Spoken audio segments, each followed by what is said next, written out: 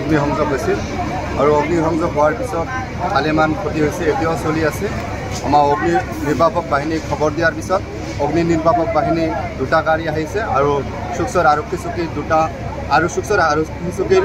আৰক্ষী এটা হজাতি দল আহি উদ্ধাৰ চলি আছে এতিয়াও মানুহ দুজনৰ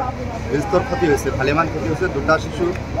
এতিয়াও এটা শিশুৰ উদ্ধাৰ কৰা হৈছে কিন্তু এটাক উদ্ধাৰ কৰিব পৰা নাই যিটো শিশুক উদ্ধাৰ কৰা হৈছে খুব সংকটজনক অৱস্থাত পোৱা গৈছে ইতিমধ্যে হাতীমাৰী অসামৰিক চিকিৎসালয়ত প্ৰেৰণ কৰা হৈছে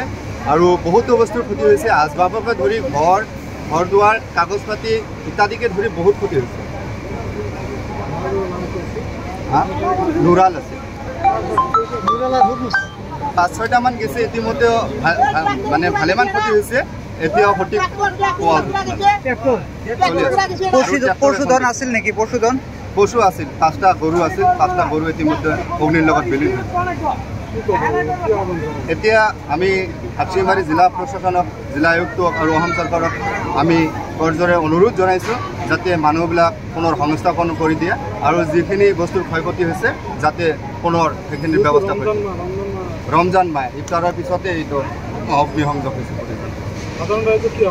সাধাৰণ ৰাইজকো আমি আহ্বান জনাওঁ যিহেতু এতিয়া গৰমকাল চৰকাৰ সকলোৱে যাতে সজাগ হৈ থাকে যাতে এনেকুৱা আৰু দুনাই আৰু আমাৰ অঞ্চলত নাপায় সেইকাৰণে সাধাৰণ ৰাইজক আমি সজাগ হ'বলৈ জুইৰ সূত্ৰপাত কেনেকৈ হৈছিল কি কৈছে জুইৰ সূত্ৰপাত কেনেকৈ হৈছিল জুইৰ সূত্ৰপাতটো এতিয়াও ভালদৰে জনা নাই অলপ জনামতে গোৱালঘৰত অগ্নি কিবা মহ খেদিবলৈ অগ্নিসংযোগ কৰা হৈছিল তাৰ পৰাই সংযোগ হৈছে বুলি জনা গৈছে